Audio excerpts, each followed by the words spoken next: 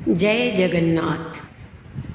भगवान जगन्नाथ जी की मधुर लीलाओं में से एक लीला है, वो मैं आज आपको सुनाती हूँ कि भक्त बलराम दास जगन्नाथ जी का एक अनन्य भक्त था।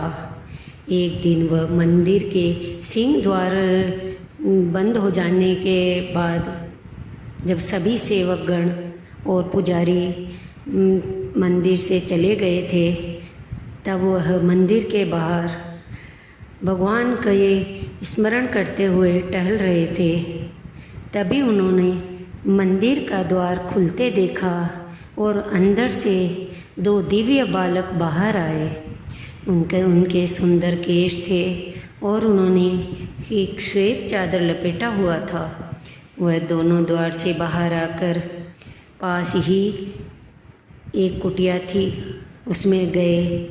वहाँ पर वह कुछ देर रुके और फिर निकलकर वापस मंदिर में चले गए और मंदिर के कपाट फिर से बंद हो गए। बलराम दास ने देखा कि दोनों बालक पान चबा रहे थे और उनके होठ लाल हो रहे थे। अब तो बलराम दास रोज़ मध्य रात्रि को वहाँ रुकते और वह देखते कि रोज़ दोनों दिव्य बालक मंदिर से निकलते हैं और पास ही की कुटिया में जाकर कुछ देर रुकते हैं और फिर पान खाकर लौट जाते हैं। एक दिन बलराम दास ने सोचा कि पता लगाया जाए कि ये दोनों बालक कुटिया में आखिर क्यों जाते हैं। वह कुटिया में गए तो देखा कि वह तो प्रभुदास का घर है, जो कि पान बेचकर अपना जीवन गुजर करते हैं और बाकी के समय मंदिर में जाकर बैठते हैं और प्रभु को अपलक निहारते हुए देखते रहते हैं। वह सोचते हैं कि भगवान को तरह तरह के भोग लगाए जाते हैं। तब वो सोचते हैं कि भोग के बाद यदि पान भी प्रभु को चढ़ावें तो कितना अच्छा हो, प्रभु का भी मन करता होगा पान खाने का। पर मैं ठहरा एक तुच्छ सेवक, प्रभु को पान कैसे अर्पित करूं, यह मन में सोचकर वह प्रभु को मन ही मन पान को अर्पित करते थे। तब एक दिन प्रभुदास और बलदेव दास आपस में मिले। तब बलराम दास ने कहा कि प्रभुदास, तुम्हारी कुटिया में रोज़ दो बालक आते हैं और पान खाकर जाते हैं। क्या आप जानते हैं कि वो बालक कौन है और आप क्या वह पान के पैसे देकर जाते हैं? तब प्रभुदास बोले कि उन दोनों बालक को देखकर मैं इतना भाव विभोर हो जाता हूँ कि मैं उनसे पैसे मांगूं, तब तक वो चले जाते हैं। तब बलराम दास ने कहा कि आप कैसे व्यापारी हैं, इस तरह आप बिना मूल्य के पान बांटोगे तो आपका धंधा बंद हो जाएगा। अब की बार जब वह दोनों बालक आए तब आप उनसे पान का मूल्य मांगना और यदि वो ना दे तो उनसे उनकी चादर रखवा लेना।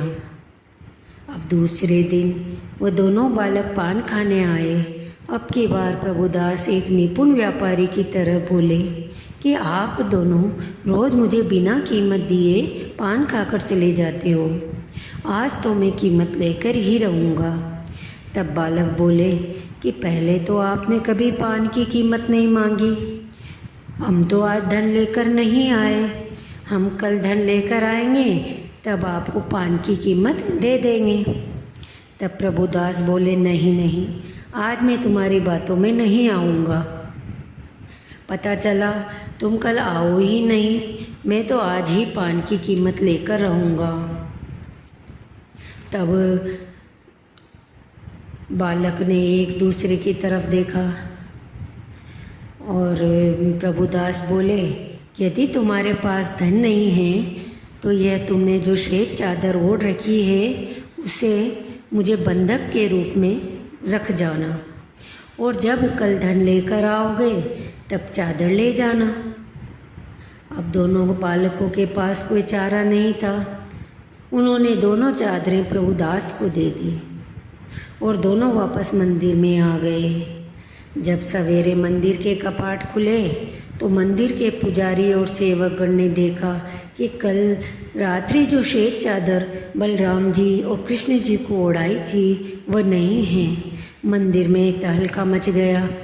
पहले सोचा कि चोरी हो गई, पर जब देखा कि रत्न आभूषण सब मौजूद हैं तो कोई चोर केवल चादर ही क्यों चुराएगा। यह तो कोई और ही मामला है। यह बात राजा जी के पास पहुंची। राजा ने सभी सेवकों और पुजारियों को दोषी माना और उन्हें दंड देने का आदेश दे दिया।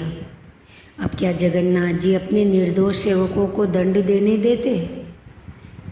तभी प्रभु की प्रेरणा से बलराम दास राजा के पास आए और उन्होंने राजा को सारी घटना बताई।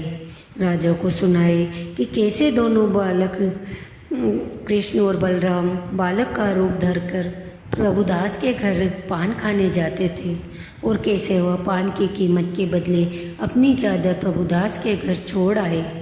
तब राजा ने सुना तो वह ऐसे भगवान के भक्त जिसके घर स्वयं भगवान पान खाने पधारे, उनसे मिलने के लिए प्रभुदास के घर गए। प्रभुदास ने दोनों चादर राजा को दी। जब प्रभुदास को यह पता पड़ा कि वह दोनों बालक और कोई नहीं जगन्नाथ जी और बलभद्र जी थे तो उनकी आंखों में आंसू आ गए और वो मन में पछताने लगे कि मैंने मेरे प्रभु से पान की कीमत मांगी, मैं कितना बड़ा पापी हूँ। तब से राजा ने यह घोषणा करवा दी कि 56 भोग के बाद प्रभु को पान अर्पित किए जाएं। तब से भोग के बाद जगन्नाथ जी को पान अर्पित किए जाते हैं। ऐसे भगवान प्रभु अपने भक्तों के मन के भाव को पढ़ लेते हैं। ऐसी ही मेरे प्रभु की लीला है। ऐसे प्रभु की जगन्नाथ जी की और भी लीलाओं को सुनने के लिए कृपया मेरा चैनल सब्सक्राइब करें। जय जगन्नाथ।